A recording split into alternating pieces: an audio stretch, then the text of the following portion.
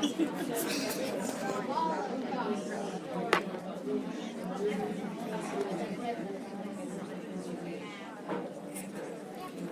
everybody. Can you guys hear me okay? Kind of. All right. We're going to get started here today.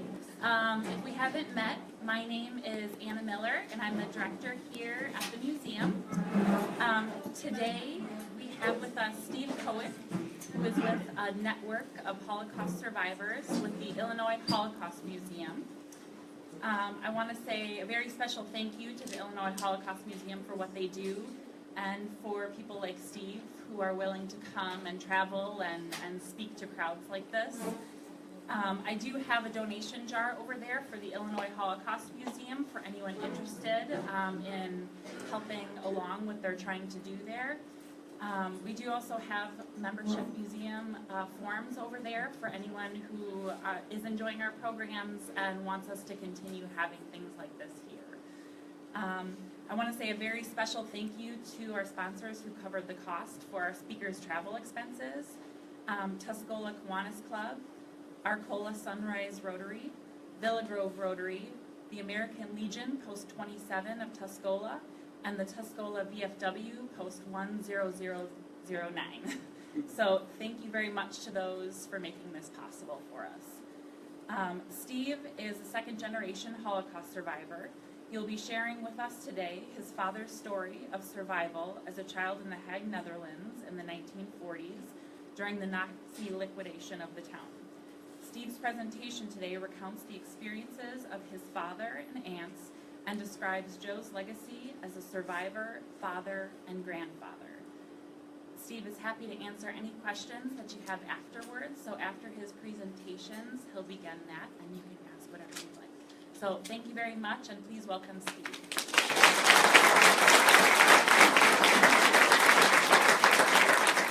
Thank you. Can everyone hear me? Wow, what a great crowd. Thank you all for coming out. This is fantastic. As Anna said, my name is Steve Koek. My father, Joe Koek, was a survivor of the Holocaust in World War II. He was a featured speaker for over 10 years, sharing his story hundreds of times at the Illinois Holocaust Museum and Education Center in Skokie, Illinois, as well as in remote locations all across the country. He died suddenly in December of 2015 at the age of 85, exactly 1 month before he was to share his story with the world at the United Nations General Assembly in New York. In speaking to you here today, it is my hope to carry on his legacy and continue to share his story so that you and the generations that follow you can learn from his experiences and the lessons that he taught us all. Fortunately for me and for you, he left behind the transcript that he used to read from when he spoke to groups like you. I now use it as a guide through his story and will quote his very words throughout my retelling of his incredible life's journey. Now, my father had two sisters who also survived the Holocaust and are still alive today. My aunts feature prominently in both my father's story and my retelling of it. My Aunt Henny has lived in Holland all her life, and my Aunt Eva lives in Chicago. The three of them were among the hidden children of the Netherlands. A small country in Western Europe, the Netherlands is bordered by Belgium to the south, the North Sea to the west and the north, and Germany to the east. Before World War II, there were about 140,000 Jews in the Netherlands. By 1946, there were only 30,000 left, about 20% of the pre-war Jewish population. My father was born on October 30th, 1930, in The Hague, where he lived with his family until World War II came to the Netherlands. His original name was Joseph Koek. Both he and Eva changed it to Koek when they moved to America. But everyone always called him Jo, from his family as a young boy to his adult kids here in America so many years later. He lived a wonderful life with his father and mother, Philip and Katriane Koek, and his two sisters, the older Eva and the younger Henny. My grandparents focused on family and education, enrolling the kids in private schools, even though they were not wealthy by any means. They were good parents, and the family was living a good life. Their home was warm and full of love. A proud member of the Dutch Boy Scouts, Joop described his family life before the war as a lovely early childhood, never thinking it could change. On May 14, 1940, the Germans went back on a promise not to bring the Netherlands into World War II, and the Nazis invaded. A major industrial city in the country was bombed in what was called the Rotterdam Blitz. The Dutch government surrendered, and Jews were forced to register with the new government. Soon, Jewish people in the Netherlands were forced to wear a yellow star with the word Jew on it. Curfews kept getting earlier and earlier until it was no longer safe to go outside. My grandfather, who was a tailor, would throw his coat over his shoulder, hiding the star so he could leave the house to service his customers. The situation for all Jews in the Netherlands would only get worse from there. My father's words. On August 18, 1942, my family received a letter ordering us to report to a train station, to be transported to a work camp. Later, as an adult, I came to realize that my parents must have been laying plans for an escape for a very long time, unbeknownst to my sisters and me, because the next day, I am leaving home with a resistance guide. She is a total stranger, but we talk as she takes me to the end of the street, about 3 homes from our home. We turn right and keep on walking until we get to the home where I will spend the next few months, in hiding. Being only 12 years old, I have no idea what to expect or what is going on. I do not turn around to wave goodbye to my parents. I do not kiss them goodbye.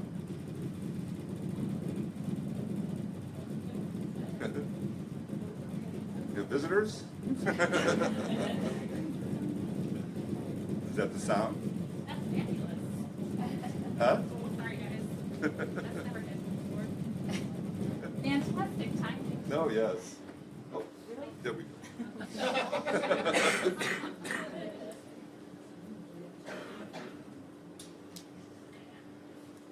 You okay? Oh, there we go.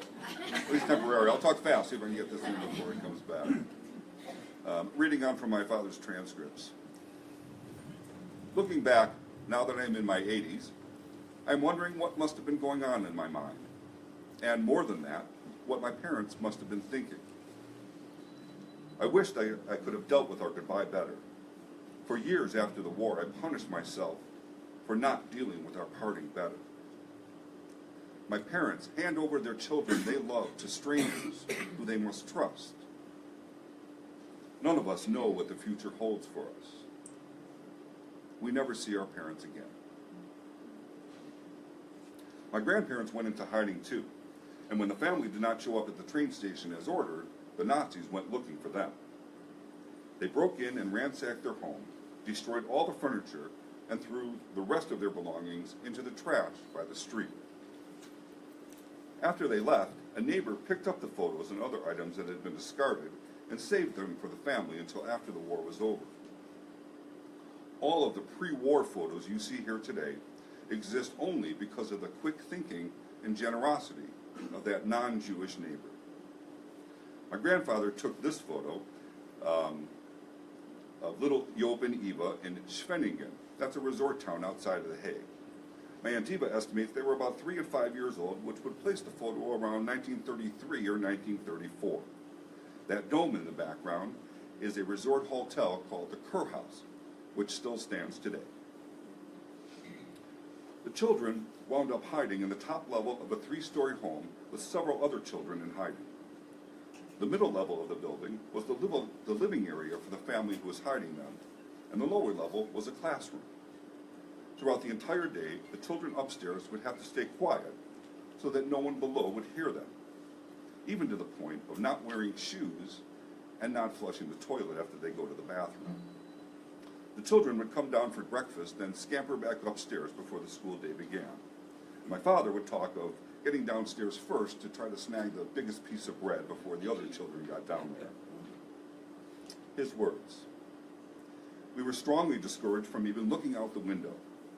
The roof had eaves, so it was unlikely anyone looking up would have been able to see us, even if we stood at the windows.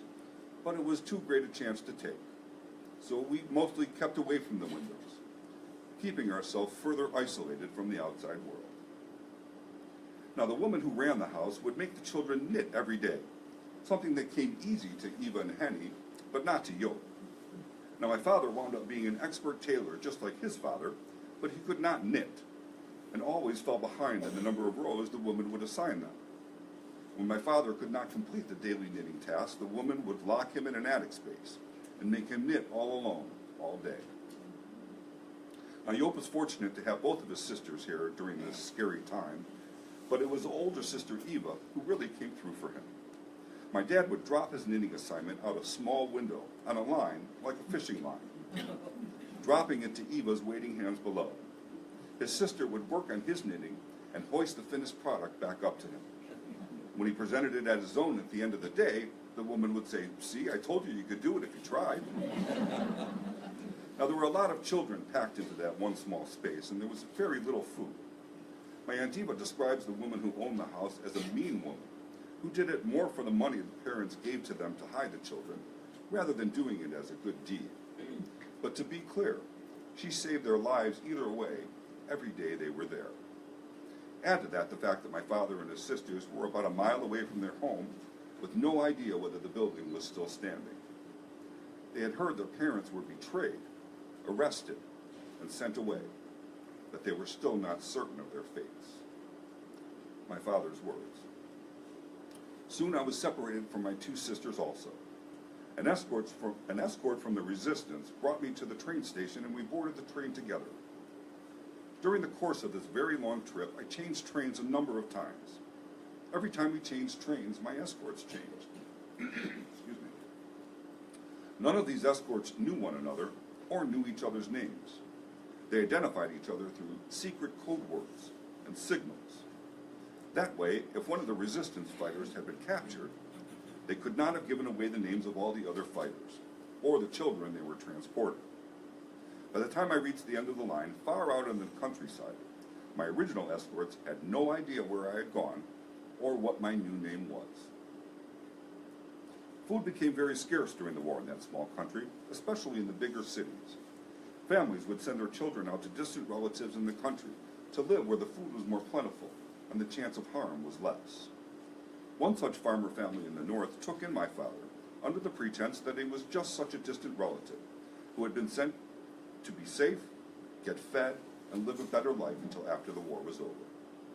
The couple created a brand new identity for my father and treated him as family. They enrolled him in school, took him with the family to church, and taught him how to work the farm. He learned to milk the cows, gather the eggs, and mow the lawn. His words. One day during the harvest season of 1943, I was bringing in a load of peas we had harvested to the market. I was transporting the peas with a horse and wagon. As I was walking beside the wagon, my wooden shoe caught in one of the wagon wheels, and I tripped and fell, breaking my leg. I was brought to the hospital and spent the next 6 weeks in the children's ward. I had a pin through my knee instead of a cast, so I was in the hospital 6 weeks instead of just a few days. On the second or third day I had arrived at the hospital, the Nazis had a roundup. They marched into the village where I had been staying. For a tiny village, they were sheltering a very large number of Jews and other escapees. Every single person who was hiding, and every single person who was sheltering, was taken to the front of the farm or house and shot on the spot. If I had not tripped and broken my leg, I would have been killed also.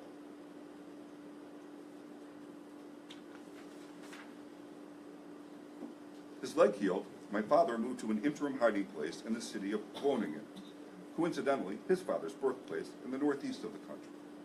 Where was the Dutch gentleman I was speaking to earlier? Did I pronounce that properly? Thank you. It's a tough one, Groningen. He was moved around a little before eventually he wound up living with a family in the town of Oosterzee. His words. My new hosts were kind people. The father was the director of a dairy factory. He and his wife had 2 sons, One was a married adult and one was my age. Once again, I attended school in a 2-room schoolhouse with 2 teachers, and I even attended high school for a while. During these years, I had no contact with my sisters and parents, and began to think about them and worry about them a lot. It had already been about 3 years that I had been living as a hidden child. I began to wonder if my sisters and parents were okay. On June 6, 1944, my father and his host family listened to the BBC radio about the Allies invading France. The war would be over soon, but it was not over yet. My dad's words. The liberation of the Netherlands seemed to happen very slowly. The Allies didn't come straight to the town I was staying in. They had to come the long way around.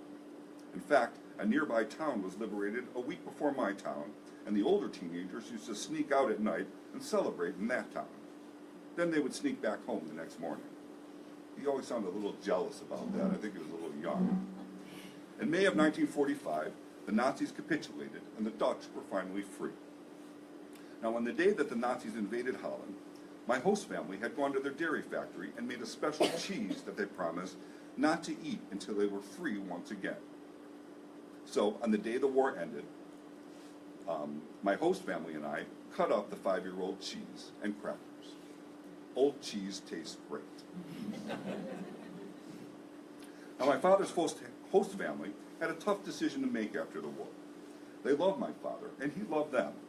However, they decided not to adopt him, even if his real parents had not survived, which they were not sure of at the time.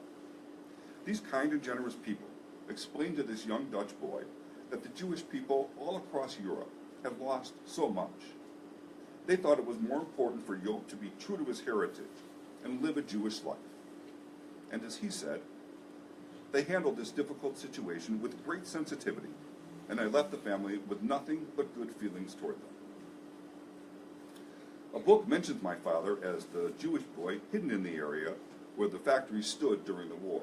You can see that says young Jew, Joop Koek. He is also referenced in a newspaper article about the dairy factory buildings being torn down in 2002.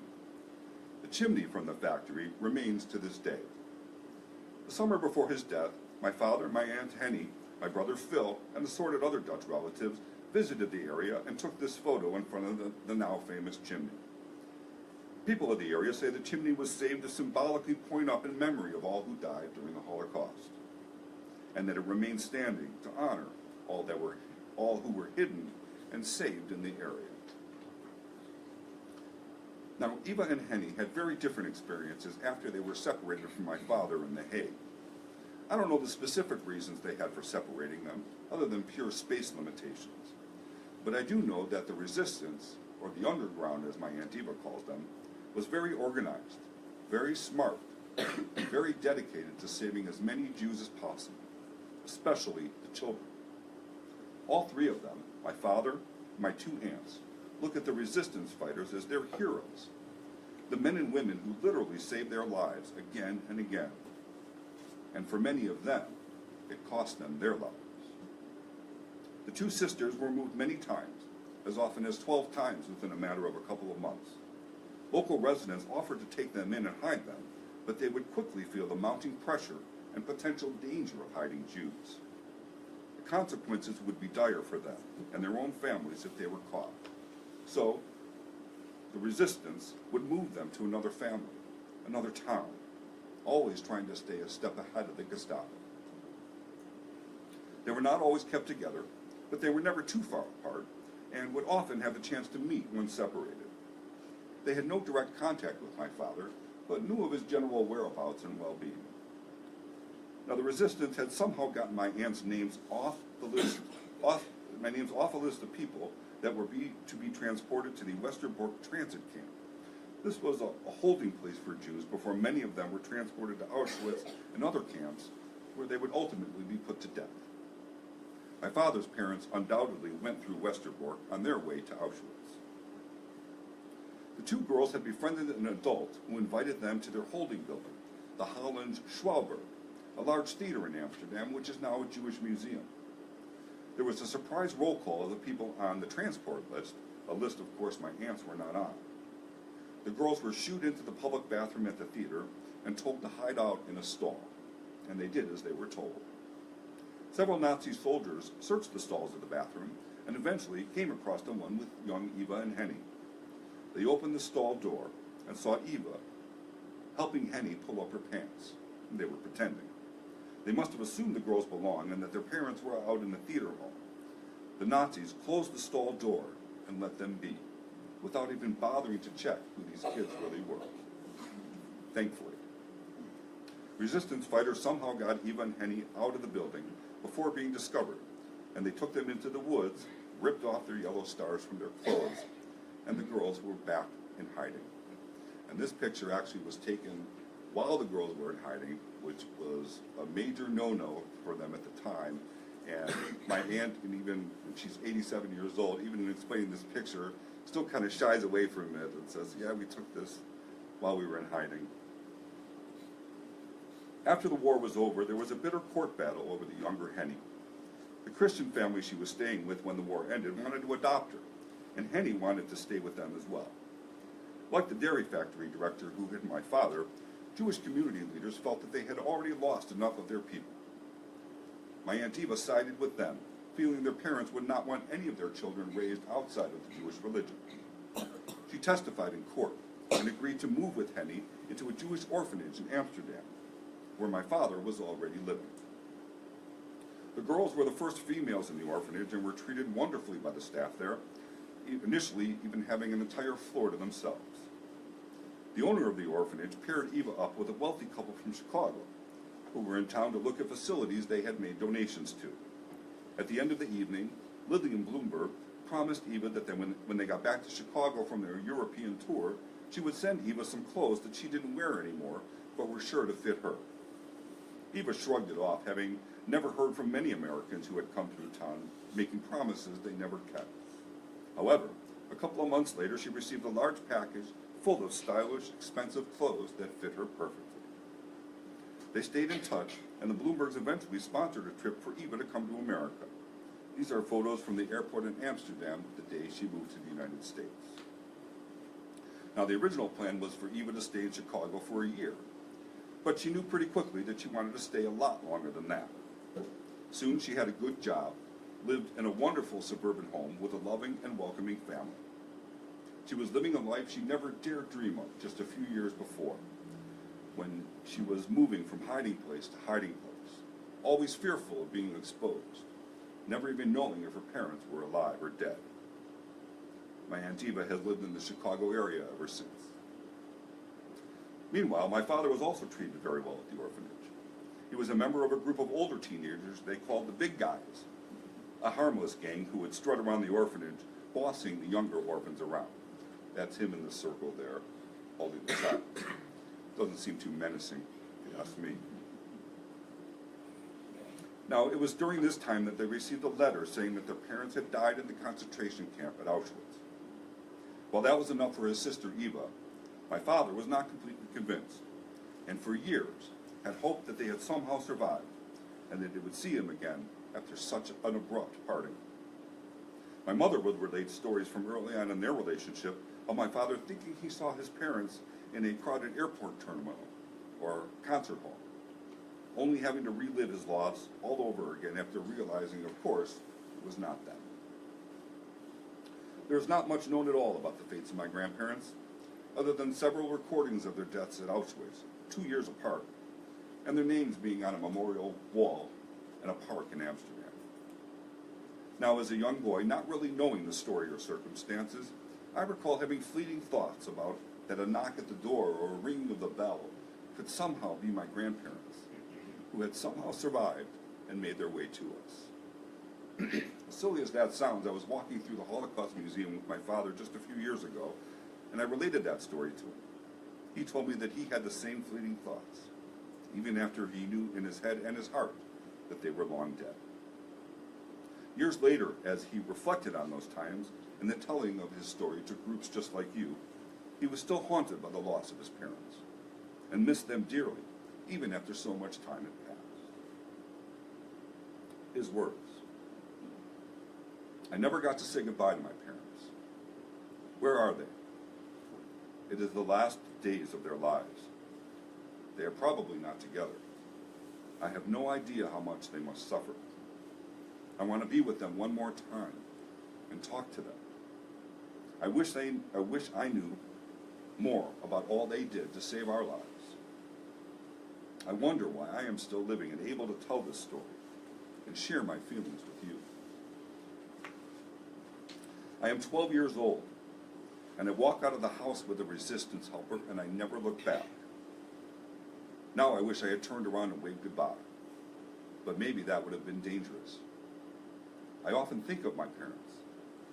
I have outlived them by many years. I wonder why. Is it proper to wish my parents rest in peace? I hope so.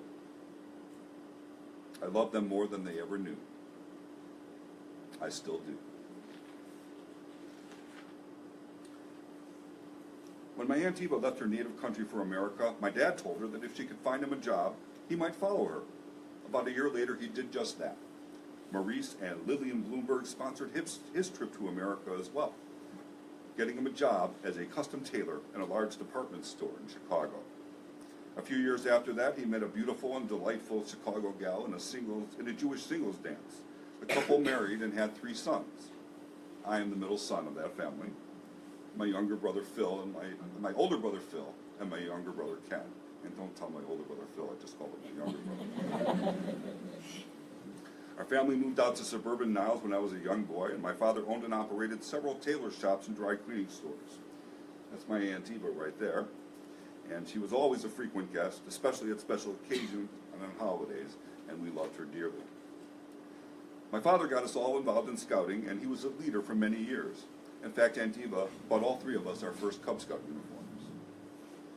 Jope and Aunt Eva would see Aunt Henny every couple of years when she would come here, or they would go to Europe to visit her. This is the photo of the last time the 3 of them were together just a few years ago at my Aunt Eva's apartment. My brothers and I knew very little of our father's experiences during the Holocaust while we were growing up.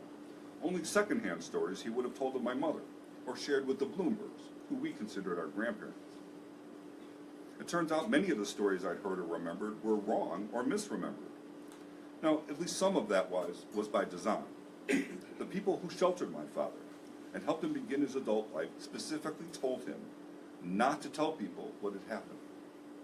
He was told that people would not believe him, and even if they did, they would not care. He kept that hidden child within him for most of his adult life as he assimilated to a new country, learned a new language, and took on the awesome responsibility of raising a family, rarely ever bringing up his experiences during the Holocaust. Then, over a decade ago, he heard a man named Sam Harris share his Holocaust story at his synagogue. He approached Mr. Harris after his speech, introduced himself, and told him that he was one of the hidden children of the Netherlands. Mr. Harris asked my father if he was speaking and sharing his experiences. When my father told him that he was not, Mr. Harris put his hand on his shoulder, looked at him, and said, "You must.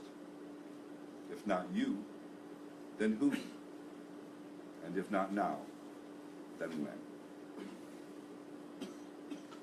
My father began speaking shortly after that, sharing his story and the lessons he learned to thousands of kids and adults alike in the last years of his life. And as I said earlier, he was invited to share his story with the world on the International Holocaust Remembrance Day last year at the General Assembly of the United Nations. I was with him on a trip to the Quad Cities on my 50th birthday, actually, when he spoke to 4 groups in 3 days, including a room full of military personnel of all ranks at the Rock Island Arsenal. We drove up to Milwaukee late in 2015 so he could speak to a group of kids who had not previously been exposed to the story of the Holocaust. It turned out to be his last remote speaking engagement before his untimely death a few weeks later. His funeral service was packed with well-wishers from all facets of his long and impactful life.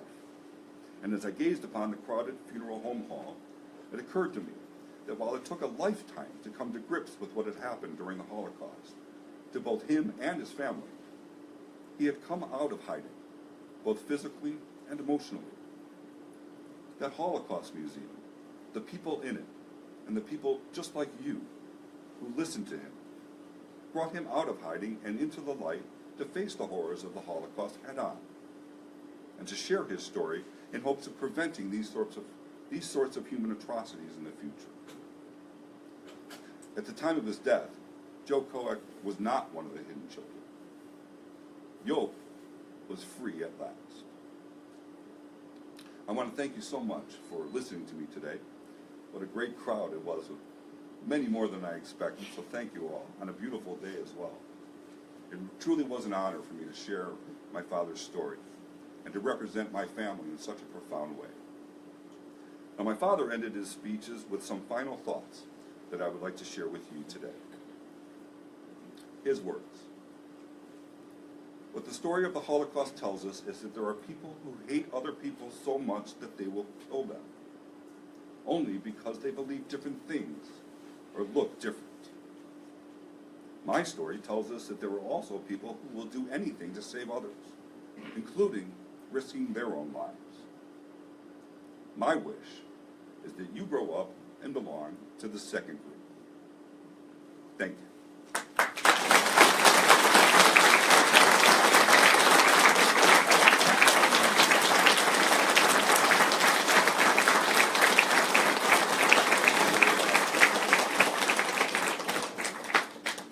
Any questions?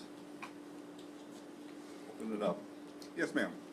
My question is more of a little bit of my past. For sure. I worked for Dr. Alexander L. Nino, school musicologist, who was hidden in the attic as a teenager in the Netherlands. Oh, wow. He ended up in Remembrance. Oh, fascinating. A lot of stories like that for sure. And those are the lucky ones. Those are not only the lucky ones, but the very small percentage, as I showed you earlier, of the people that got on. Thank you for sharing that.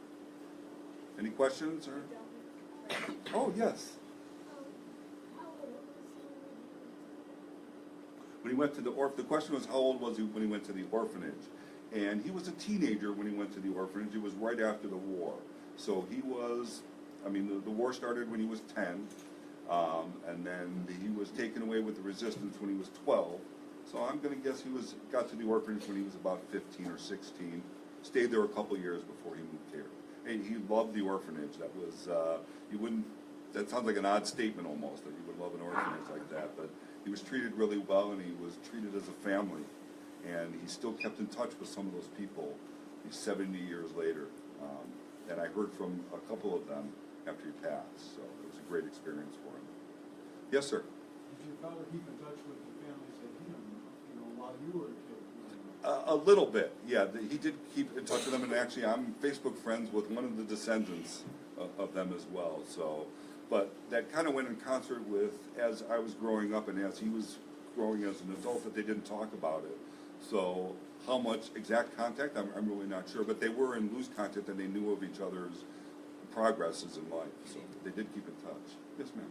When he broke his leg and he was in the hospital and the family he'd been with was killed, when he was released from the hospital, was he on his own, or did somebody come and help him get to his next? Yeah, they always, the question was when he broke his leg and the people in the town were killed, how did he kind of get out of that situation, and was he on his own? He was never really on his own. Those resistance fighters, who themselves, their percentage of people they saved was not as great as maybe I made it seem. But they were incredible people, and they picked him up from the hospital, and they took him, as I said, I think he was in a couple of different places before he finally wound up in that one Ostersee. But no, he was not on his own. There's also a story when he was in the hospital that there was another hidden child there as well, and there were stories of Nazis actually working on them and healing them without knowing they were hidden children, without knowing they were Jews. Yes? What would happen if the Holocaust happened again? Wow. What would happen if the Holocaust happened again?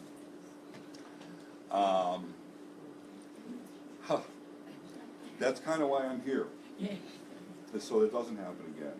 And people like your generation can ensure that it doesn't happen again. There are signs that led up to it that people maybe didn't see at the time. Our eyes are a lot more wide open now, both in having that experience happen to us before, as well as the technology that we have today. So again, that's why I'm here today, is to hope that that doesn't happen again. And it's your responsibility and your generation's responsibility to make sure it doesn't happen when we're gone. Excellent question, though. You got me. Have you been back over there to visit Auschwitz? I have not. I've never been over there. My brother, the picture I showed you, my older brother was there with my dad. They didn't go to Auschwitz. You know, people in my father's family, not a favorite place of theirs, but they did go to so many of the other places I showed you where he was hidden. And obviously a dream for both my wife and I to go visit there. Well, now, are you sure now where your parents Yes. died at? You do know now? We where do they know. died? They were not sure for a long time. And as I said, my father doubted it just because he didn't want to believe it. But there is a record at Auschwitz, and you can look it up online as well. And there, I don't remember which first, but the thing that struck me when I started to do a little more research is that they died at Auschwitz 2 years apart. One of them maybe got sick, or we don't know. But I'm certain that that's where they died. Yes, ma'am. Children of survivors often seem to have a difficult time, based on people that we know in the Netherlands. Do you feel like your father's experience affected your childhood in any way? I'm sure it affected my childhood. You know, I think that part of him not sharing those stories when we were little shielded us a little from that. You know, he was one of the lucky ones who was not in a camp, even though his parents died there. Both of his sisters made it out without going to the camp. You know, I think that that's for the future generations to judge how that affected us, but affected us certainly. You know, again, I feel like one of the fortunate ones that there wasn't that, he didn't see the type of horror that some other children did, so we're lucky. But, you know, the museum was very advanced, or looked to the future very well, because I didn't start doing this. They came to me after my father passed away, because a couple months after he did, they had the pilot program for this program, so that as we lose the first generation, the second generation survivors can continue this story. As far as how it affected us, they're doing studies, and we'll see, and we won't know the effects until we're long gone, I think, I'm afraid. But yes, sir, all the way back. How old were you when your father shared the story with you and your siblings? You know what? It's funny that I can't say that he ever sat us down and said, "This is what happened to me." We were all living out of town. He was from living in Chicago when he met that gentleman and started speaking, and it was only then that anyone knew what the story was. And really, the first time I heard the complete story was the first time I heard him speak. And then I heard him speak several times. I moved to Chicago 5.5 years ago, and at that point, once the floodgates opened, I've explained it sometimes that once he started talking, he never stopped. So he loved sharing his story, especially to children. Loved hearing the questions. Loved the tough ones too. But I had the good fortune of being able to walk through the museum with him and ask him questions that I've wanted to ask him since I was a child, but nothing as we were kids. Yes, ma'am. Did your grandparents have siblings? They were all lost. They were all gone. Yeah, my father estimates that we lost over 100 people in our family. So, you know, from the extended family, there really wasn't anyone left. Yes, sir. Can you describe the resistance people? Were they all non-Jewish people? I'm not really positive, but from what my aunt has told me, most of them were non-Jews. The thing about the Netherlands that maybe is unique to some other countries is that the Netherlands, it took them completely by surprise, this Rotterdam Blitz. They kept telling Holland, the Netherlands, that they were a neutral country, you're not going to get involved. I'm not a historian, and I'm not a World War II expert, so don't take any of this, you know, as fact in the historical sense. But anecdotally, it took them by surprise. So I think, you know, we make it sound like the resistance was organized, and they were organized within themselves, but it was a scramble. They were just trying to do what they could do, and they were as organized as possible. And from the survivors' perspective, these 3 kids, my father and my 2 aunts, they looked like they certainly knew what they were doing, because they did right by them. And they always tried to do right, but it was an impossible circumstance, and that they saved anyone was an incredible feat. But they, you know, I talked to And the irony is I get to talk to my aunt a little bit more than I ever did with my dad in talking about this, and I have the support of both of my aunts of doing that. But you talk about the resistance fighters, and there's almost like a light bulb that goes off, and she can remember, she was the oldest as well, them and the job that they did, and the comfort that they gave these kids in a situation that they had no comfort at all. So, amazing. So, yes? Has your father ever talked to survivors from France, Denmark, Poland? A little bit, yeah, just here in the States. He would go to conferences where there other survivors would be, and within the museum, there are many speakers that are first survivor speakers from all over the world.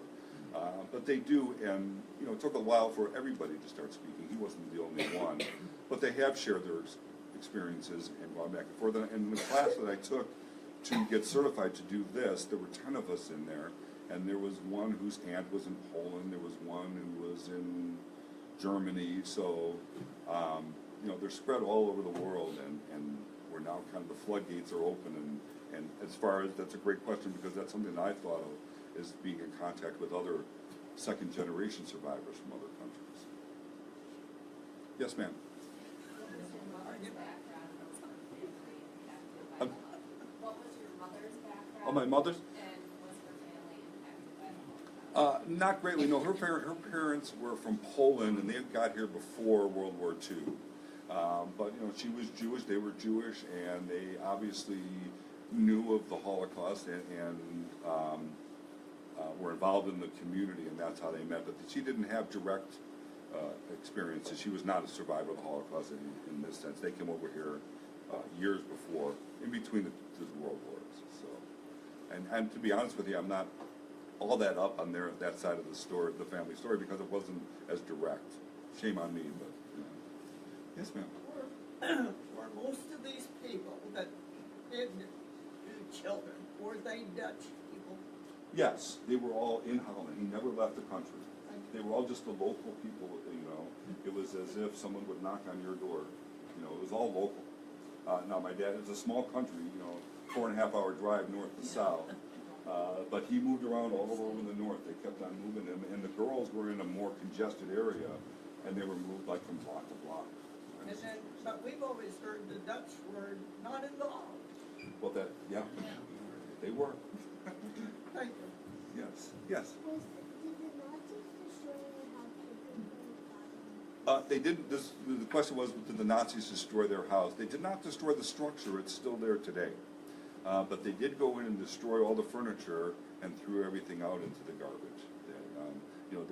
My grandfather, and I don't know the specifics of this, but obviously, first of all, he was very bright, and he knew what was coming because he had this planned out. But he was also connected.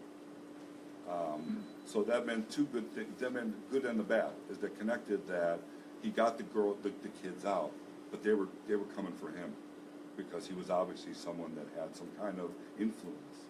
So they didn't just go look for anybody. Okay, they were on the list, and they specifically meant looking for them at their house. So, but the building is still there. Yes, ma'am. Is the story all written down, or you just learn about it from speaking and I learned mostly about it from the transcript that he wrote it down. So it's all written. It is written down, yeah. And I'm just starting to do this, the speaking and the sharing of the story. But I have some ideas of books and other things that I want to do to more firmly cement his story, because it's not my story, so I can say this. It's a great story. And I wish he hadn't gone through it, obviously. Right. And the other thing is, I wish that I was sitting out there with you people and listening to him speak. Yeah. That would be my preference. But at least this way, the story continues, which is the most important thing. Yes, sir. So your children were lucky enough to have a grandfather, your father. You didn't. And do you have any feelings about that? About not having a grandfather? Well, it's funny you say that, because obviously my mother's parents, but then my father's, the Bloombergs who brought them over here, they were my grandparents. And I remember thinking as a young child at one point, oh, you mean not everyone has foster grandparents?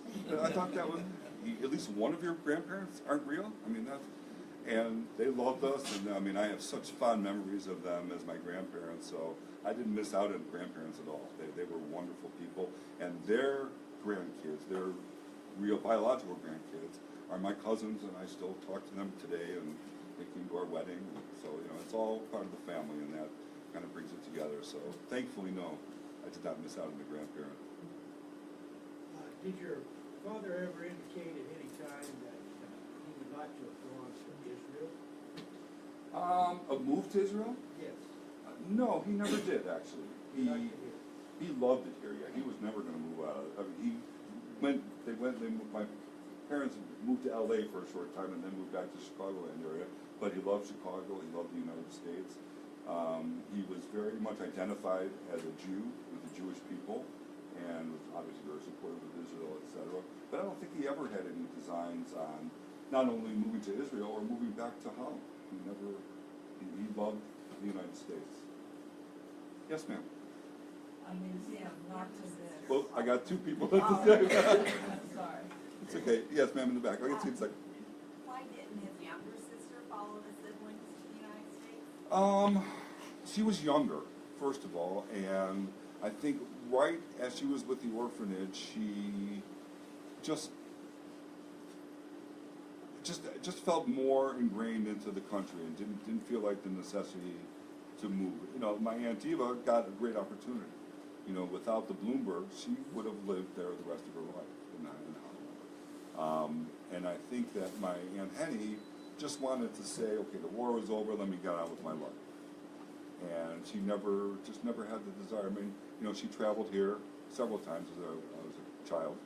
I remember that, but you know, and then she married fairly young and began her family, and I have first cousins in Holland and all that, but she just never had the desire, and neither my dad nor my Aunt Eva ever had the desire to move back. But they love visiting. And yes, is it you? Yes. Yes, yes. A museum not to miss. Oh, the Everyone Holocaust. in this room is the Holocaust Museum in D.C. Oh, yes, we've been to where that one I as well. have spent at least 3 days. My life is going from exhibit to It's magnificent. boom, war. Yeah. And you can't help but feel this whole thing. Yeah, it is pretty immense. And the one much closer to that, I would highly recommend you go to the national one, but the one in Skokie where my father was associated with, and there's a brick with his name on it outside there now as well. That's a spectacular one as well. You know, it's like 3-hour drive from here, and you could spend all day in there. There's some beautiful exhibits, and highly recommend anybody going up there. It's really spectacular. Yes, sir? Your home, or your grandparents' home, is a treasure. Has anyone thought of going back and reclaiming? I'm not sure of the status of that. I mean, it's just, as far as I know, it's just a structure in the middle of a block in Amsterdam, or in The Hague rather, and it's still in use as a residence, and it's a part in the middle of a block that was not destroyed, you know, the structures. As far as, you know, if any other families were taken from there, I really don't know the history of that. But it's all, I mean, like I said, when my brother went back there, he took a picture with my father in front of the building. And I was to include it at one point, but it's not the best pictures out there.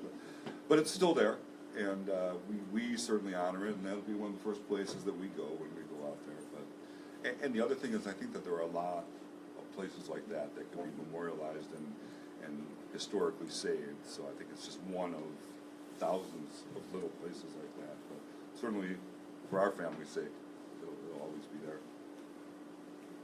Yes, sir. Did your younger sister move as much as your father and your older sister did? The sisters were together. In the general areas, sometimes they were separated within the same city, but most of the time they were together or very close to each other. But they, you know, my father, and again, I don't know why, but the two sisters stayed in the south of the country, and my dad went up north. And you know, for a long time they didn't have any contact. And you know, I kind of referenced, they kind of knew of their whereabouts and his general well-being and all that. I don't know how. I mean, they just were connected. At one point, my aunt had written a letter to my dad right around the time when he was supposed to be bar mitzvah, which is a big Jewish mark at 13. And she didn't even specifically reference the word bar mitzvah. She gave the letter to the resistance so that they could take it to my dad, and they read it and said, no, there's too much information in there. We're not gonna, can't do that. So there was some communication. How much? Obviously, communicating back then was a lot different than communicating now. So we don't know. But they got together at the end. I'm sorry? Can I follow up? Absolutely. The reason I asked was that some of the children stayed with the same family for 5 years. Right. Maybe not quite 5, but 3 or 4. And so the conflict that you mentioned for your younger sister between the family that had raised her, considered that had raised her, often treated her as a Christian because if they Right. didn't, everybody would be in That trouble. was with at no my dad. time. And enrolled her in Catholic schools or Protestant schools. There was a real bond, a real bond there. And they, in many cases, put their lives on the line. Not in many cases, in all All of cases. them, yeah. And so these conflicts are very painful. And I don't know if there were many. I was a young boy when this became an issue. But there were some really difficult situations. Absolutely. And each one was especially unique. since her parents, Henny's parents, were no longer there. So Right. people that had obvious claim were not there. She was really going to go from what she considered her parents to strangers again. Again, right. And so that was very, very painful. And one of the things that, and I, in an earlier version of this presentation, I kind of expanded that concept of the leaving. Everyone in that whole nasty kind of battle had the right intentions. They all had what they thought were the best intentions for this young girl. And my Aunt Eva, who was the oldest of the family, who at that point was probably 19 or 20, was the one that they had to be responsible. And she was. And, she felt that my grandparents didn't want them with a non-Jewish family, and it all worked out in that sense. So, but very tough decisions to make, for sure. Yes, ma'am. I don't know of one. Actually, it's probably tough to tell. The area that he wound up with, Oosterzee, at the very end, there were a lot, it was kind of a hotbed for people being hidden, but they weren't all Jews. There were other people who were trying to get out of service for the Nazis, sort of thing. So, and numbers to be counted, it's really tough to say, but more and more people are coming out and saying, I was one of them, or my parents were one of them. I'll get to you guys in a second. There's one right here, yes. Out of all the homes your dad hid in, which one do you think hid your dad the most? The last one. The last one, yeah. Not just because it was the last one, but because it had all the elements. He really felt at home there. He felt like he was part of the family. And also, at that point, they were so isolated that they didn't see any violence. They didn't see anybody coming for them. He was just living a life on a dairy farm. And so that was the best one. There were other ones that were scary, and there were other ones that he maybe thought were good, but then, like you said, he broke his leg. Best broken leg ever, as far as I'm concerned. Yes, ma'am. Yeah, I was just wondering, people here, how many of them have family? Who were in the war? Who were in the Holocaust? In the Holocaust? Anybody? I know there were a couple I've spoken to. Yeah, there's one here. Yeah. Not too many, but they're out there. Yes, sir. Any contacts with anybody in Germany? No, not at all. He didn't have a direct connection with Germany. And he was not a big fan of the country, I'll say, growing up. It's interesting to put it that way, because he was not in Germany. His parents died in Germany. But growing up, he didn't want to buy a German car. He didn't want to have anything to do with that. And when I was in junior high or grammar school, at some of these kids' age, one of my best friends was Danny Zeller. Blonde-haired, blue-eyed Danny Zeller and I were best friends. And, of course, as a junior high, I wanted to go over to Danny's house and play. His parents wanted to meet my parents. And I remember there being, not friction, but just a little hesitation, a little something there. And my dad, being the great man that he was, went over there and broke bread with his family, and they were close and everything went fine. But you know, it's tough to blame in 2017 to have any kind of animosity towards someone who has German heritage. But as a man who was in his 30s and 40s, who went through that, I can understand him, you know, having a little bit of animosity towards him. But he never was in Germany. He really had a connection to Germany. Yes? You forget? Oh.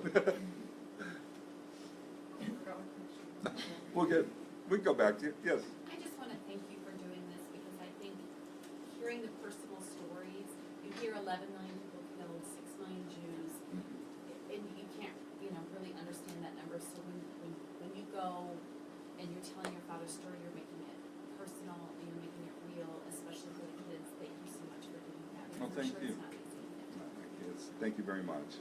Yes, ma'am. Are you going to get to share your father's story with the world? I would love to. I would love to fill in for him. He was so excited about that. You know, this was on the International Holocaust Remembrance Day in New York, and the biggest stage ever. And you know, that day, my wife and I went to the local museum here just to pay our respects, and didn't really pay attention to what was going on that day. But I hope to someday. That would be truly an honor. That just gave me a little chills just thinking about it. It would be nice. Yeah, do you remember? Recordings of his speeches. There are a couple of recordings of his speeches. They're not great recordings of his speeches, but there are. And we're kind of, you know, we're still trying to put together that kind of thing. But there's also a couple of audio recordings of him speaking about it. There was one time I know my brother Phil and I sat down with him after he started speaking. We said, "Oh, well, we get to ask some questions now." So there's an audio recording somewhere of that, but. You know, we always said we've got to get an official recording. And actually, I went and I rented a Park District hall and had all our family and friends come, and I hired a video crew, and the video didn't come out. So, I know, tell me about it. So that was supposed to be the official one that I was going to have, and I'm a video guy, so I was on it, and they just never showed up, and then they showed up late, and anyway, don't want to hear about that. Yes, sir.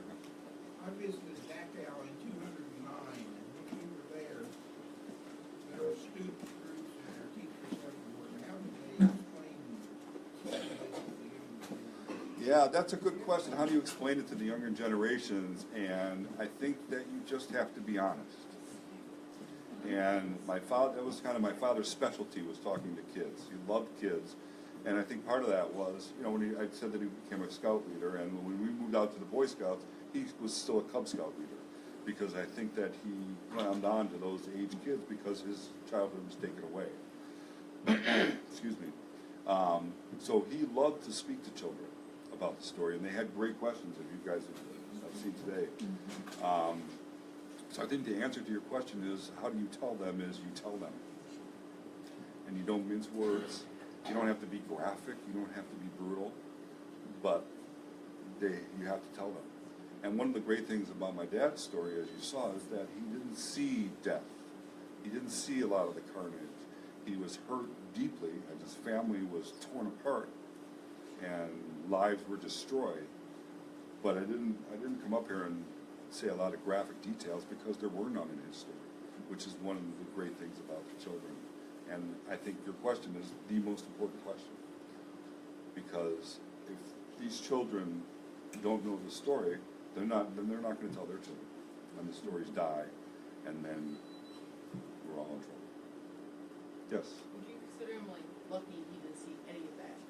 For sure, absolutely. I mean, I would not want him to see any of that, but you know, he was still in therapy his whole life.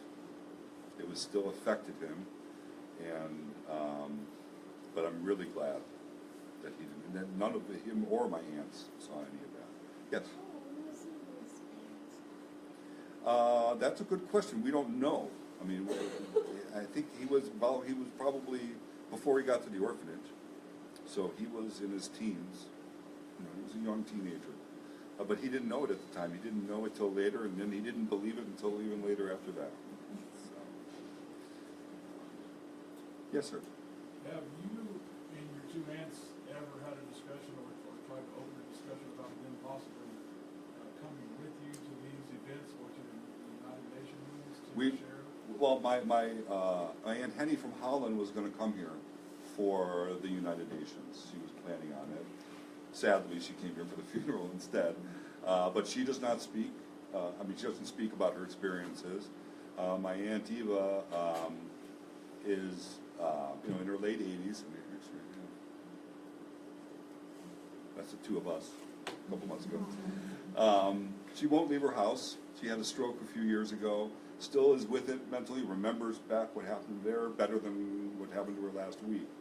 But she won't speak. And I was telling her that when my dad would speak, at the end of, especially like I was saying, the kids would fall in love with him by the end of the speech, because he's this big jolly man telling them about this story, and they just loved him. And I was telling her that I expanded her story in my presentation a little bit, and at the end of it, they're all going to fall in love with you too. And she said, "That's fine. Just don't have me to speak." That's all she said. So I said, "Well, I'll shield you from that." She said, "You don't have to. People have been asking me for years, and I keep saying no." So, but that's what I'm trying to talk to her as much as possible, to try to get as much of her story incorporated as possible. I've told people I really have 3 presentations. The one I did for you today, I can do one just on my dad, and I can do one just on my aunts. So their story was incredible as well. There's a couple other stories out of her that I want to get from her, but she definitely is with us in spirit. She supports what I'm doing. She loves what I'm doing. But unfortunately, that's why we had to grab my dad for as much, because so many of them won't do it. It's just too painful. So did your aunt write down the story? She didn't write it down? No, she won't. They don't want to write a book? Yes, I'm in the process. Great.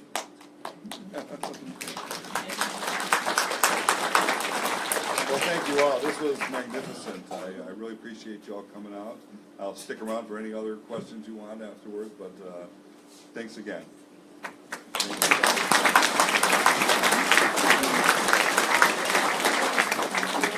Good questions. Yeah, you guys did great. You did great.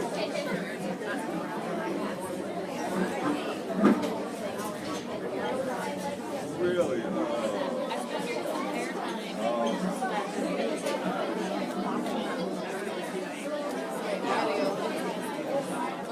Find your brother. Oh, so it's the same kind of story.